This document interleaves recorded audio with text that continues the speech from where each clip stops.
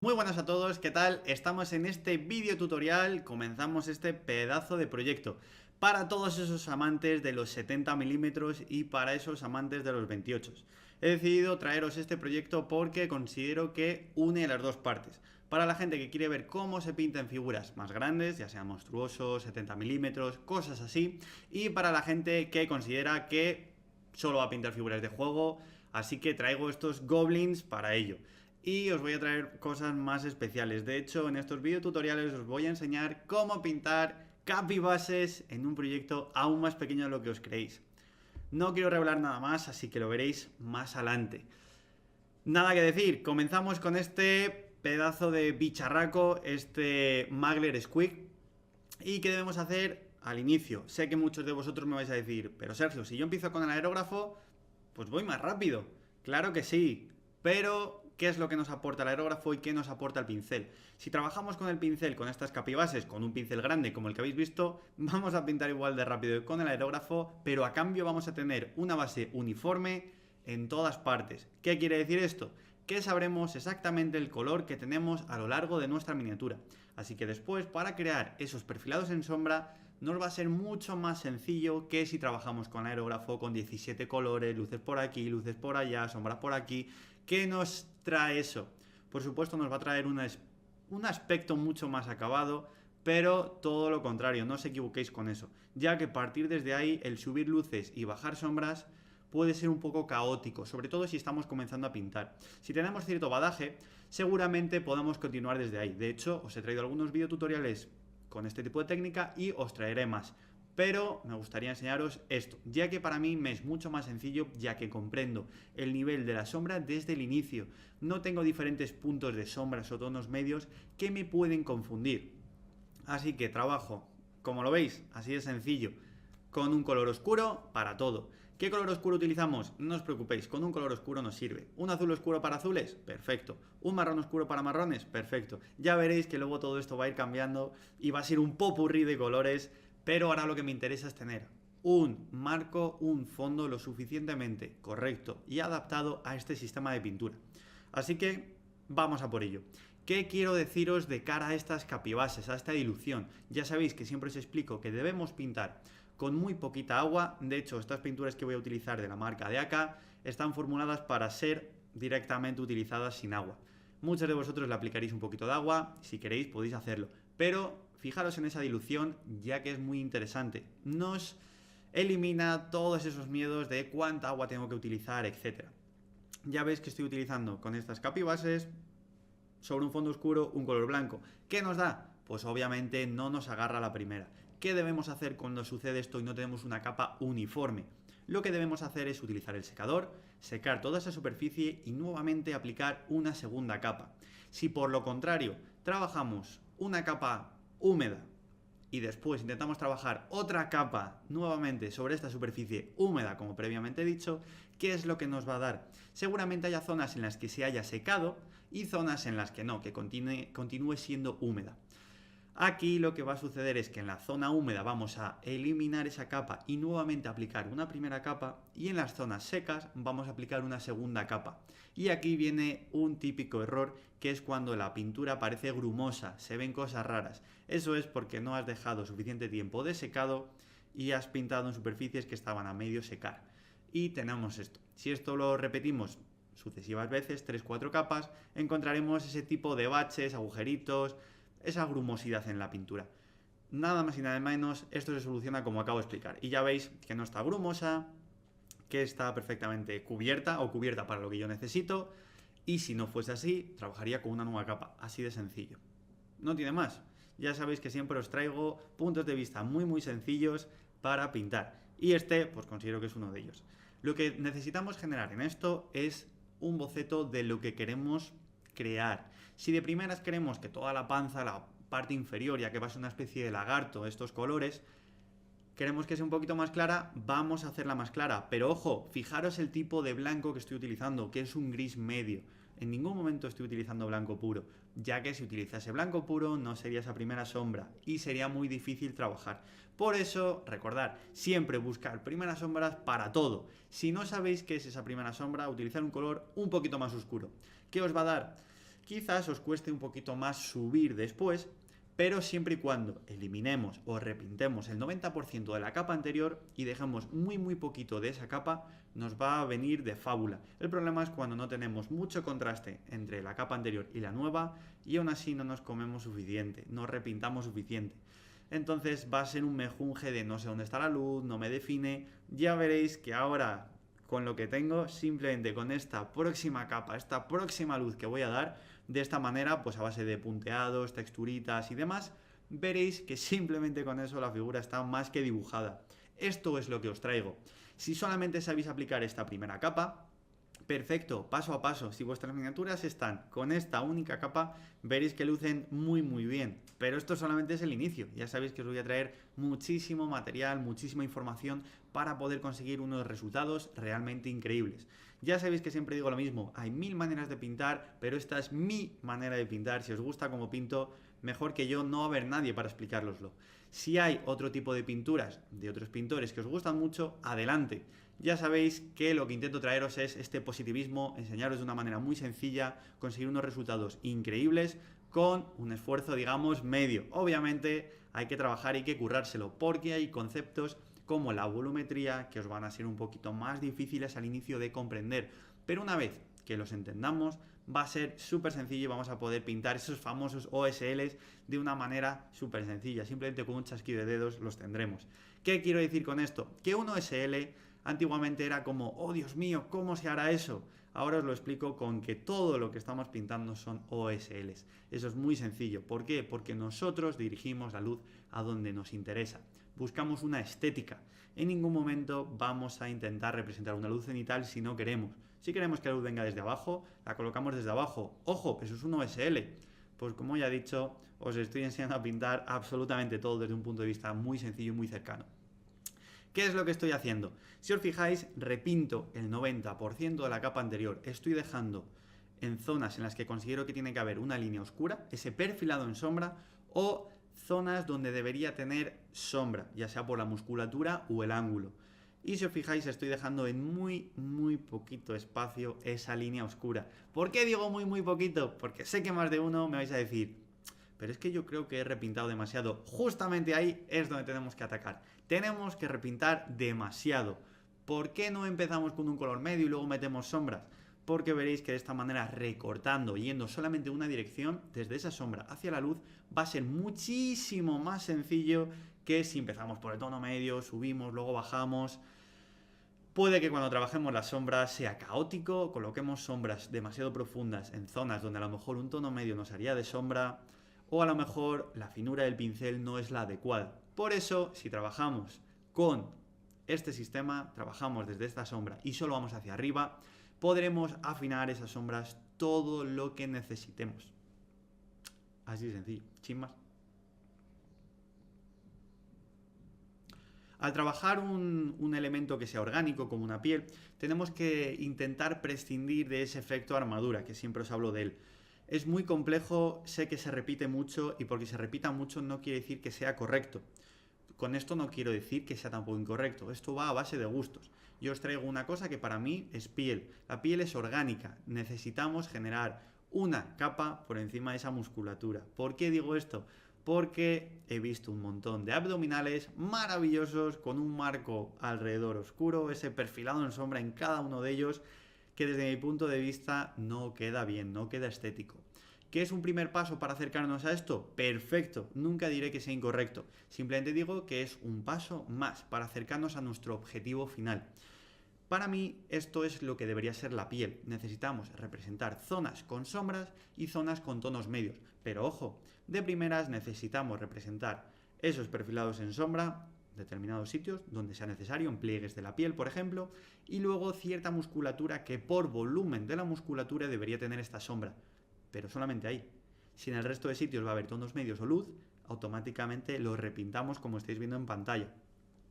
Luego otra cosa de cara a la pincelada. Habéis visto que las pinceladas las hago bastante amplias. Empiezo desde un punto y la continúo. No voy a microtexturas, ni micropinceladas, ni cosas de estas. Todo esto está muy bien cuando queremos afinar. Pero al inicio, cuando queremos generar algo orgánico, queremos generar algo lo suficientemente grande, es mucho mejor trabajar de una única pincelada, aunque a lo mejor no hayamos cubierto exactamente en el punto o nos hayamos quedado, digamos, a medio camino. Es mejor hacer 2 pinceladas que hacer 17. ¿Por qué? Porque seguramente nos va a parchear la pintura. Cuando os digo de la dilución, que debemos trabajar con muy poquita agua, o prácticamente si utilizamos estas pinturas sin agua, seguramente aún así, por la propia dilución, no nos cubra al 100%, a lo mejor se nos queda al 87%. ¿Qué sucede? Pues a lo mejor que luego cuando aplicamos una segunda capa, entre medias de esas dos, sí que hemos cubierto perfectamente. Para intentar no tener estas zonas del 87%, luego del 100%, luego del 87% otra vez, para intentar evitar esto, os propongo que intentemos dar pinceladas más largas al inicio. Luego en zona de detalles veremos como por ejemplo ahora la cara, que sí que voy con mucho cuidadito haciéndola donde toca.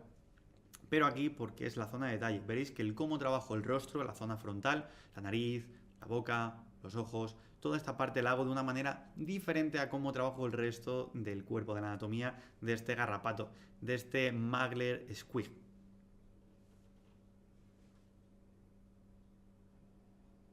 Como muchos de vosotros sé que estaréis diciendo, pero esto no es pintar correctamente, esto no está bien, ¿dónde están esas veladuras?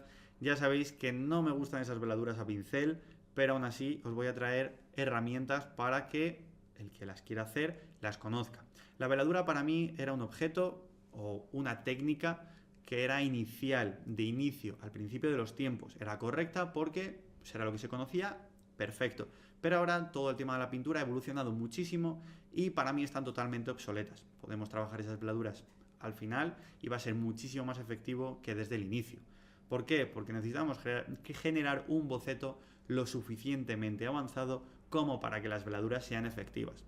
De hecho, ahora veréis que simplemente con estas dos subidas os voy a explicar esta famosísima dilución que hago yo del 50%, en la que no es una veladura al uso, porque una veladura al uso técnicamente sería un 90% agua y un 10% pintura, y eso realmente no nos está aportando nada, simplemente perder el tiempo. Os lo digo honestamente, no vale la pena trabajar de esa manera. Nadie va a ver con lupa tus miniaturas, no es necesario. De hecho, si haces esa veladura correcta, hasta el infinito, te tiras un fin de semana para hacer una veladura, pero la luz y la sombra están en sitios incorrectos, va a seguir mal. Así de sencillo. Es mucho mejor generar este boceto, ir ajustándolo, corrigiéndolo para generar esa luz de ese tono medio y esa sombra donde corresponde y después limpiarla si fuese necesario. De todas maneras os voy a traer un montón de herramientas, de texturas, de tipos de degradados en este proyecto, ya que lo que me permite es trabajar elementos muy grandes para explicaros ciertas cosas y luego elementos muy chiquititos como los goblins en los que vais a ver cosas diferentes. Vais a ver que realmente se puede trabajar con estas capibases en elementos realmente pequeñitos. Fijaros que la zona de los labios, el tipo de la pincelada es totalmente diferente.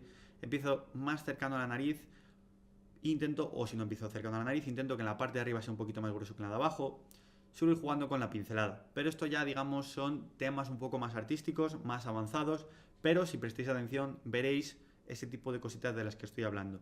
Pero sobre todo en lo que os tenéis que fijar es que voy eliminando el 90% de la capa anterior. Si no es el 90, es un 80. Cuando os digo el 90, lo que quiero transmitiros es que tenéis que repintar prácticamente todo. El problema viene cuando dais esta capa base tan sumamente oscura, luego me pintáis un 20% y luego me decís, Sergio, me he quedado sin espacio de trabajo. ¿Cómo me dices que tengo que pintar otras 7 capas aquí si no puedo? Obviamente no se puede si no habéis repintado el 90%. Es así de sencillo. Si lo hacéis en 80, también. Vale, vamos allá. Fijaros en la paleta cómo he diluido. He movido la pintura a otra zona, le he echado un poquito más de agua y fijaros el cómo estoy aplicando. Simplemente son golpecitos o pinceladas desde la zona de sombra hacia la zona de luz. ¿Qué color estoy utilizando? Exactamente el mismo color que he aplicado ahora mismo.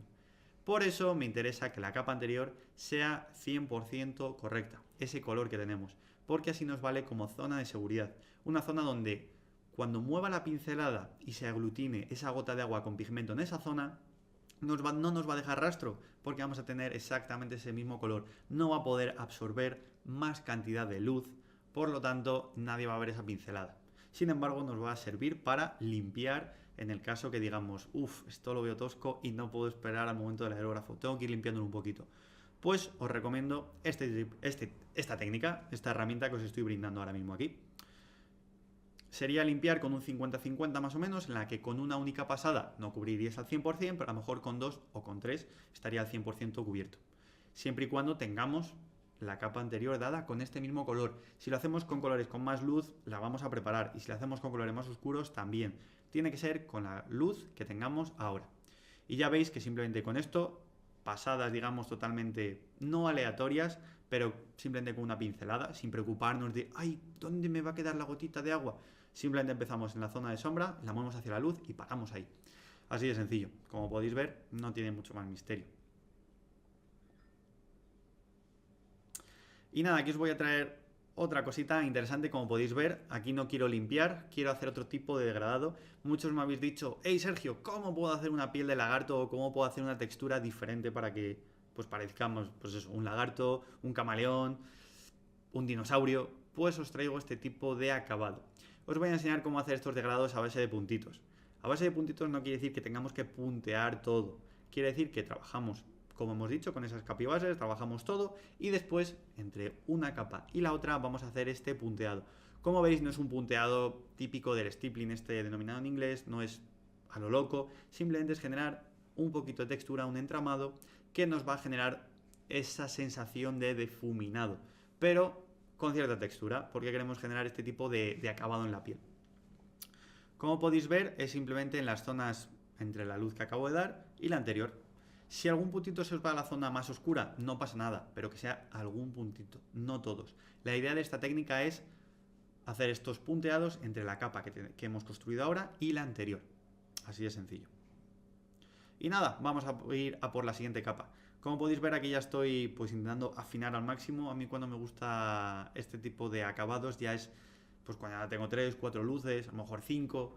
Pero como quiero generar una textura en este rostro también, quiero ir generando pues ese acabado más de lagarto, porque está muy bien esta figura, pero para mí pues digamos que canta un poco el 3D. Me falta textura, me faltan más elementos en esta miniatura, me falta información. Por lo tanto, la aplico yo, así de sencillo. ¿Qué nos aportan las figuras de Games Workshop o figuras tipo 3D cuando están bien hechas? Nos aportan una escultura lo suficientemente suave, interesante, definida, como para después aplicar todo este tipo de información. Claro que podemos trabajar, digamos, con el aerógrafo y hacer una capa súper suave y luego animarnos a hacer una textura, pero si no lo habéis probado, probarlo y después me decís. La vais a preparar, vais a empezar a ver errores por todas partes, luego no vais a saber construir más a partir de ahí porque vais a tener luces donde no deberían, sombras donde no deberían, puede que sea un poco caótico. De esta manera, como podéis ver, es una capa, pum, la tenemos. Vamos a por la segunda capa, pum, la construimos. Ahora vamos a por la tercera. Vaya, a lo mejor hay demasiado contraste entre una y otra. Pues voy a hacer una textura, voy a hacer este punteado, voy a degradar con este 50-50. Vale, ¿lo tengo construido? Genial, pasamos a la cuarta luz. Así de sencillo, vamos de poquito a poquito construyéndolo. Y por supuesto que después vais a ver las virguerías que puedo hacer con el aerógrafo y las virguerías que os voy a enseñar a hacer con el aerógrafo. He decidido traer este proyecto porque es grande, me parece visualmente sencillo, al menos cuando lo decidí, y digamos que no tiene mucho detalle que pueda ser estropeado con el aerógrafo y creo que os va a invitar de una manera muy sencilla a empezar con el aerógrafo. Todos esos que no os atrevéis, creo que va a ser clave este proyecto. Y sobre todo, si os queda bien luego vienen los goblins, ya sabéis que viene la parte complicada, pero creo que puede ser muy divertida de pintar. Así que de verdad, no tengáis miedo, perder todo ese miedo, disfrutar pintando porque esto es vuestro hobby y tenéis que disfrutar pintando. Si no disfrutáis, al final lo vais a abandonar. Ya sabéis que hay otro tipo de entretenimientos que son mucho más directos, os va a dar un feedback de crecimiento ya que están diseñados para eso y a lo mejor en esto no tenemos esa parte. Pero ya sabéis que una vez que terminamos una pieza, una figura, ya sea el tamaño que sea, es muy gratificante y lo mejor de todo es que luego la tenemos ahí, la podemos seguir disfrutando, podemos ir viendo nuestra evolución entre una y otra, podemos compartirlo con todos nuestros compañeros, publicarlas en las redes sociales, ir a concursos, tiene un montón de cosas después que son muy muy interesantes también. Cuando he dicho lo de los concursos, no os obsesionéis con ellos, ya que he conocido muchos casos de alumnos o compañeros que se obsesionan demasiado con los concursos y al final no disfrutan con esto. Y la clave es disfrutar. Pinta para ti mismo y si luego vas a concurso y les gusta, bien. Y si no les gusta, de verdad, que no te preocupe lo más mínimo porque seguramente estén equivocados porque lo importante es disfrutar. No ese acabado que buscan ellos, que depende del jurado que tengas, va a decidir que un acabado es mejor que el otro y seguramente sea totalmente subjetivo. Disfruta pintando, disfruta de tu hobby y pásalo bien durante todas esas horas que vas a necesitar para llegar a estos resultados. Porque os estoy explicando a pintar de una manera rápida y sencilla, o al menos intento que así sea. Pero tiempo ahí sí que no puedo recortar. Vais a ver la cantidad de horas que le aplico a esta miniatura. Pero ojo, si le aplicáis estas horas y le aplicáis todas estas capas, veréis que el resultado va a ser increíble. Así que creo que el resultado habla por sí solo. Poco más hay que decir, cuando algo os gusta y aquí os lo traigo de la manera más sencilla y más didáctica que conozco. Si por lo que sea no os gusta, me gustaría saber vuestro feedback, me gustaría saber qué tipo de acabados os gustan, qué queréis saber, ponérmelo ya sabéis en los comentarios y poquito a poco iré trayendo más y más tutoriales para solucionar dudas, cosas que tenéis en mente, cosas que queréis ver, cómo resolver ciertos elementos, proyectos, ya sabéis que todos son bienvenidos. Ya ves que he generado esa texturita, ese punteado en ciertas partes, pero luego en otras vuelvo a generar esa volumetría. Ya sabéis que siempre lo que os digo de cara a la volumetría es olvidaros de la luz cenital. Tenéis que entender que la luz puede venir desde arriba, desde los laterales, frontal, desde abajo, desde donde queráis. Si lo entendemos de una manera más geométrica, entendemos que esto es una pelota andante, entendemos que es un balón, vamos a saber más o menos por dónde queremos colocar la luz y a partir de ahí nacen los tonos medios. Obviamente nosotros no vamos a luz final, porque si fuéramos así tendríamos que luego trabajar con tonos medios, sombras, etc. Vamos construyéndolo desde abajo. ¿Qué nos permite esto? Pues ir generando luces generales con esas primeras 4 o 5 luces y luego a lo mejor la quinta, la sexta, las vamos dirigiendo a donde nos interese. ¿Qué tiene de particular esto? Que si tú trabajas, como te estoy explicando, de manera geométrica absolutamente todo y después decides colocar la luz desde la parte inferior, vas a generar un OSL, así de sencillo. Vas a decir, wow, nunca me imaginé que un OSL iba a ser así de sencillo. Y sin embargo, si lo quieres mover a la zona de la cara, elementos donde siempre os digo que tiene más información o donde deberíais focalizar la atención del espectador, como la cara en esta figura, porque tampoco tiene mucho más, la cara y los goblins van a ser clave en este proyecto.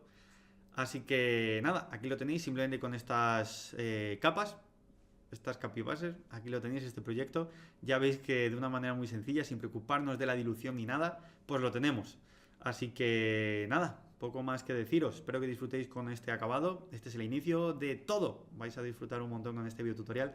Así que nada, muchísimas gracias por estar ahí al otro lado, por ese gran apoyo que nos brindáis. Y espero que disfrutéis muchísimo con este proyecto porque lo he disfrutado muchísimo. Así que nos vemos en el siguiente video tutorial. Chao, chao.